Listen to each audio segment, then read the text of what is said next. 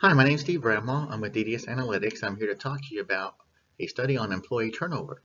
There have been over 100 years of studies and publications about this problem, but today I'm presenting my team's findings from a data science approach to the problem.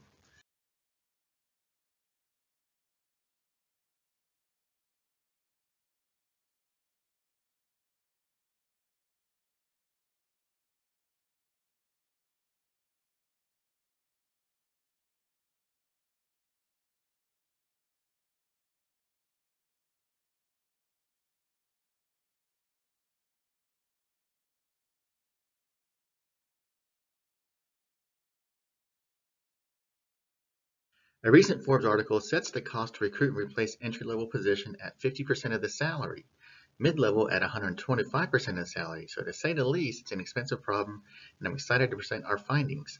One of our objectives was to identify the factors that lead to attrition. Let's start with the data. We reviewed 1,470 records, which included 1,170 records for our training data and 300 for our validation. A range of variables were reviewed, and we assigned or grouped the variables into the following categories: demographics, attitudinal, work demographics, and financial. We found some unusual observations. We noticed there are no low or medium performance ratings. This is unusual, and coupled with a well above market percent salary increase, we have concerns that the low and medium performers were removed or reclassified from the sample.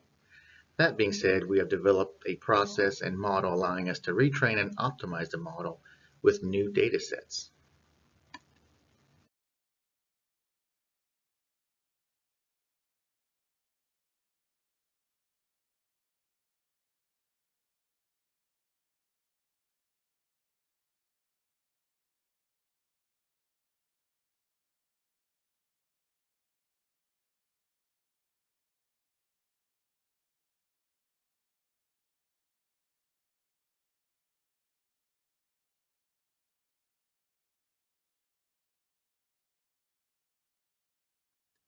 We also looked at relationships in the data between different variables and attrition. For example, these are just three of the factors that caught our attention during data exploration.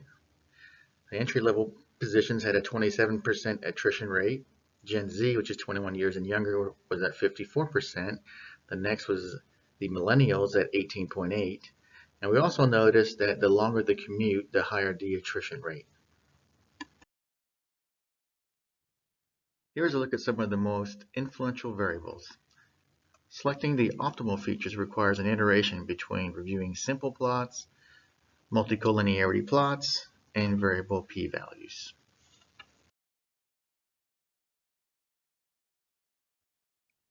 Some of the indicators for high attrition were age, on average is 3.2% younger, the commute, as we talked about earlier, and the environment and the job level. And the environment relates to the work environment, the ergonomics. And job level is something that we can expect. As the higher you go up, the higher your compensation and your tendency to stay increases. So some indicators for high retention. So we noticed that if people were happy at home, they were happy at work. Fewer work business trips, shorter commutes, and you are doing a great job at your training program at work. So we looked at two models after scrubbing our data. The KNN, or K-nearest neighbor algorithm, uses a non-parametric technique and provides a classification output. The features get classified by their closest neighbors. We also had success with the logistic regression model, and it also provides a classification output. Both models exceeded our 80% accuracy target.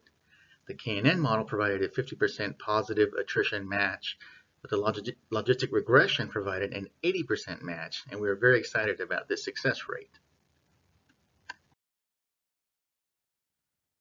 So in conclusion, we have a few recommendations.